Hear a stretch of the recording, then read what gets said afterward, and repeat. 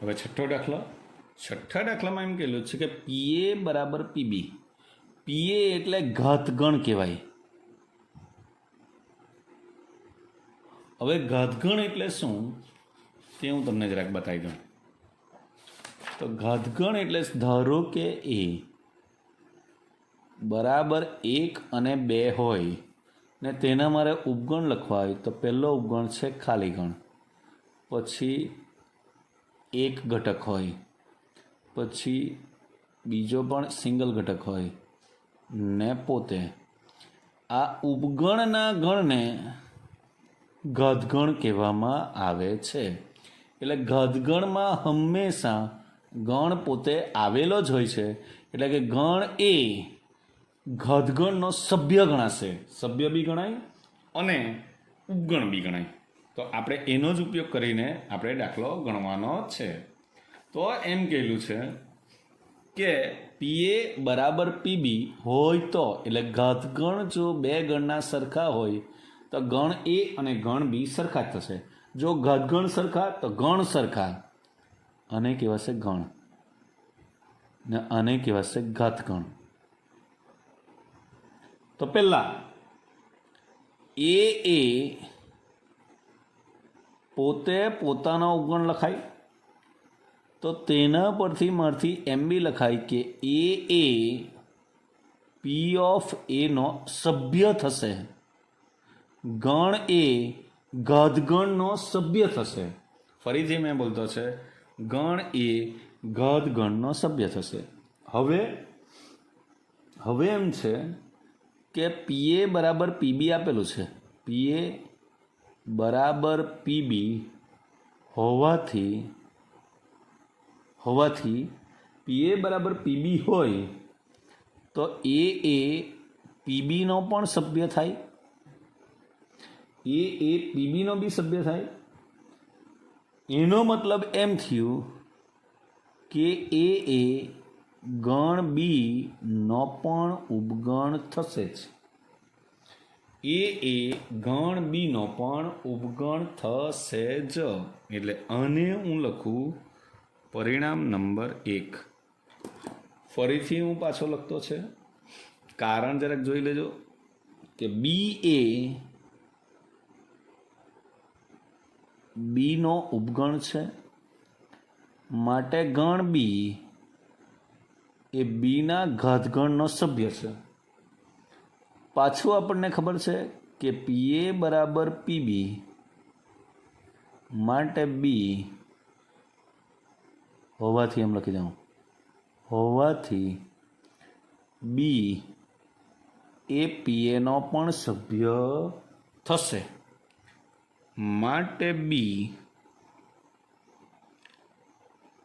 એનો ઉપગણ હોવો જોઈએ. તો આમ પરિણામ 1 અને 2 પરથી પરિણામ 1 અને 2 પરથી એ બરાબર બી લખી શકાય. હવે સાતમા દાખલામાં એમ કહેલું છે કે કોઈ ગણ એ અને બી માટે એવું છે થાય કે એનો ઘાતગણ નો યોગ બીના ઘાતગણ સાથે લેવું તો એ યોગ બીના ઘાતગણ જેટલો થાય. એ સત્ય છે કે અસત્ય તે આપણે વાત કરવાની છે. તો ધારો કે એ બરાબર હું લઈ લઉં 4, 5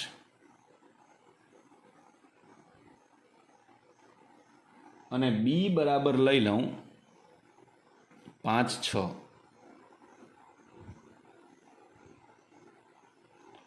તો એ યોગ બી બરાબર થશે 4, 5, 6 થાય દીકરા. તો આનો ઘાતગણ લખવો હોય પી ઓફ એ તો આનો ઉપગણ તરીકે પહેલો કોણ આવશે? ખાલી ગણ, પછી 4, પછી 5, પછી 4 અને 5. એટલે આ પી ઓફ એ થઈ ગયું. તેવી જ રીતે પી ઓફ બી લખી દઉં તો પી ઓફ બી બરાબર ખાલી ગણ 5, 5 6 એના પરથી મેં પી ઓફ એ યોગ પી ઓફ બી મેળવું. પીએ અને પીબી નો યોગ ગણ એટલે ખાલી ગણ 4 5 6 4 5 ને 5 6 થઈ ગયું. અને હું પરિણામ 1 આપી દઉં. હવે જો ધારો કે મારે એ યોગ બીનો મારે ગધગણ લેવો હોય તો પહેલો આવે ખાલી ગણ, પછી આવે 4, પછી આવે 5, પછી આવે 6, પછી આવે 4 5, પછી આવે 5 6, 4 6 અને પોતે એટલે 4 5 6. અને જો હું ધારો કે પરિણામ 2 આપું તો 1 અને 2 પરથી કહી શકાય કે પી એ યોગ પીબી અને પી એ યોગ બી સરખા નથી. ઓકે. હવે 8મા દાખલામાં એમ છે કે મારે આવું સાબિત કરવાનું છે કે ગણ એ અને બી માટે એ છેદ બી યોગ એ માઇનસ બી બરાબર એ થાય અને એ યોગ બી માઇનસ એ બરાબર એ યોગ બી થાય. તો મને પ્રોબ્લેમ છે ખાલી આ ટર્મ માટે. કાં તો હું આને ફેરવી કાઢું, કાં તો મારે આ બાકીનાને ફેરવવા પડે. તો એ માઇનસ બી એટલે શું? તો તેના માટે મેં તમને વેન ડાયાગ્રામ દોરી બતાવું.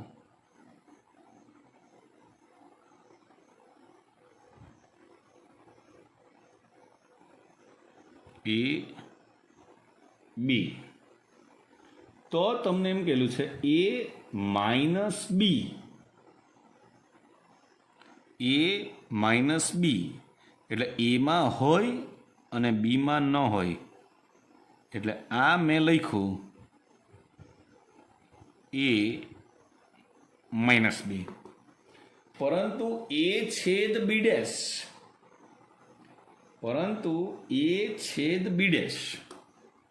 તેના માટે પણ મારે દોરવા પડે.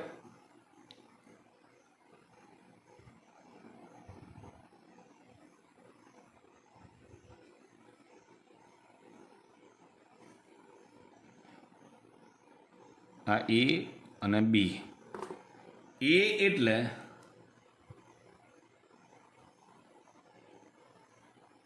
આટલું અને બી ડેશ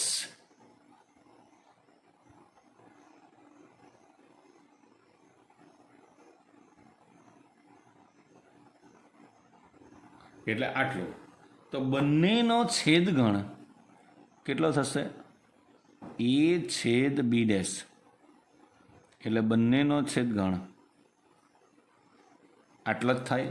તો આને મારે લખવું હોય તો એ છેદ બી ડેશ પણ લખી શકાય. એનો મતલબ એમ થયો કે હવે મારે પહેલા કેસમાં આવું લખવાનું. પહેલા કેસ માટે RHS બરાબર એ છેદ બી યોગ એ માઇનસ બી, પરંતુ એ માઇનસ બી બરાબર તો એ છેદ બી ડેશ લખી શકાય. હવે અને મારે જો લખવું હોય તો આમ લખાય. કઈ રીતે લખાય? તો એ છેદ બી યોગ બી ડેશ. આને કયો નિયમ કહેવાય ખબર? વિભાજનનો. આમથી આમ જઈએ તો એ છેદ બી યોગ એ છેદ બી ડેશ થઈ ગયું. અને બી યોગ બી ડેશ બરાબર શું લખાય યુ. બી યોગ બી ડેશ બરાબર યુ. તેનો જો હું એ સાથે છેદગણ લેઉં તો જવાબ આવશે એ બરાબર LHS. આ થઈ ગયો કેસ 1. કેસ 2. કેસ 2માં એમ કહેલું છે કે એ યોગ બી માઇનસ એ, એટલે મેં અહીંયા LHS લીધી. તો આ એ યોગ બી માઇનસ એ એટલે મારથી લખાય બી છેદ એ ડેશ. એને પણ જો હું ધારું કે લખું તો આમ લખાશે એ યોગ બી છેદ એ યોગ એ ડેશ. તો એ યોગ બી છેદ યુ. જો આના બરાબર આ એ યોગ બી એ યોગ એ ડેશ તે અહીંયા આવ્યું. તો આના પરથી આપણાથી જવાબ લખાશે માટે એ યોગ બીનો યુ સાથેનો છેદગણ એ યોગ બી થશે કે જેને આપણે RHS કહી શકાય. ચાલો 11 ને પછી 12. હાય 11માં શું કહેલું છે કોઈ પણ એ છેદ એક્સ બરાબર બી છેદ એક્સ બરાબર 5. એટલે એ છેદ એક્સ અને એ યોગ એક્સ બરાબર બી યોગ એક્સ. તો એ યોગ એક્સ બંનેને આ લીધું. ચાલો સરસ.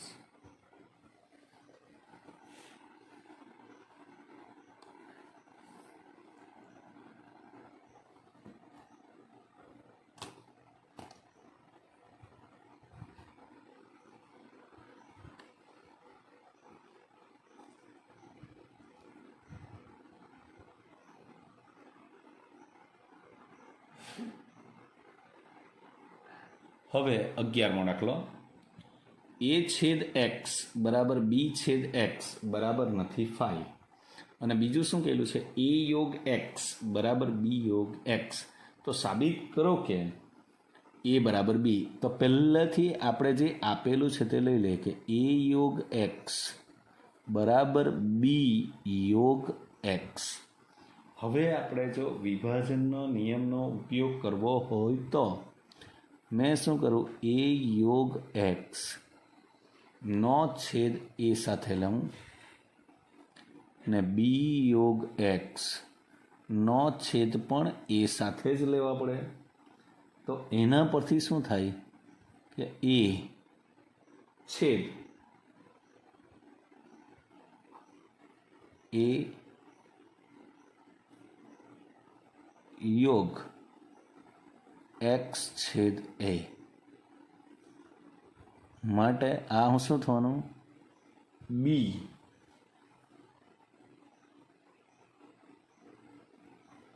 છેદ એ યોગ એ છેદ એક્સ. તો એ છેદ એ યોગ એક્સ છેદ એ. તો આનો જવાબ થશે એ બરાબર એ છેદ બી યોગ એ છેદ બી યોગ એ છેદ એક્સ.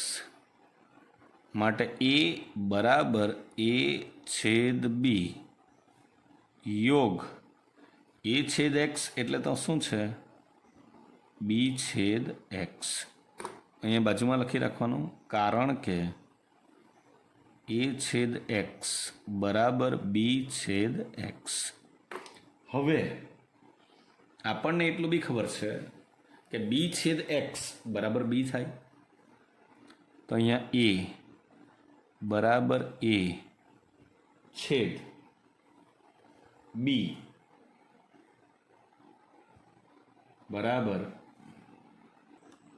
અહીંયા શું થવાનું એ છેદ બી યોગ બી છેદ એક્સ ને મેં આમ પણ લખી શકું એ યોગ એક્સ છેદ બી એટલે આપણે જો આમ જવું હોય ને આમ આ કોના માટે લખ્યું આ કારણ આના માટે છે પણ એ છેદ બી યોગ બી છેદ એક્સ એટલે જો આપણે આમ જવું હોય ને તો આમ થાય એ કયો નિયમ કહેવાય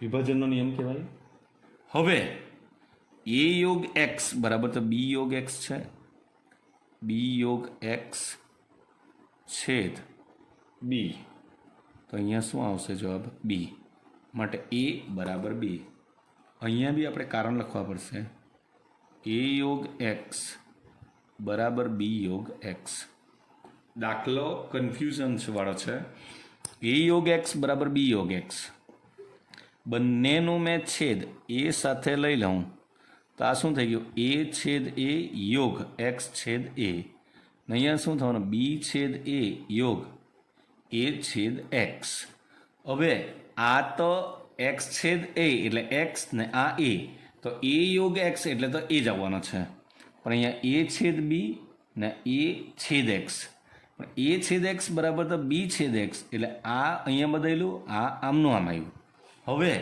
આના બદલામાં મારથી આ લખાય તેટલું જ યાદ આવવું જોઈએ આ છે વિભાજનનો નિયમ કે આના પરથી એ યોગ એક્સ છેદ બી એ યોગ એક્સ છેદ બી આના પરથી ખાલી આટલું સ્ટેપ લખાય તો જ લખાય ને પાછું એ યોગ એક્સ એટલે તો બી યોગ એક્સ એ આપણને આપેલું છે છેદ બી આવી રીતે આપણા 11 દાખલા થયા હવે 12મો દાખલો એમ કહેલું છે એ છેદ બી છેદ સી અને સી છેદ એ અરિક્ત ગણો છે એટલે કે ખાલી ગણ નથી એટલે તેમાં હું લઈ લઉં એ બરાબર 1 2 બી બરાબર 2 3 4 અને સી બરાબર 1 3 5 હવે એ છેદ બી બરાબર કેટલા થવાના 2 બી છેદ સી બરાબર કેટલા થવાના 3 અને એ છેદ સી બરાબર કેટલું થવાનું 1 તો આપણે એવા ગણ શોધવાના છે કે આ થતું હોય ને એ છેદ બી છેદ સી બરાબર 5 થાય તો અહીંયા આપણે જોઈએ તો એ છેદ બી છેદ સી એટલે કે 1 2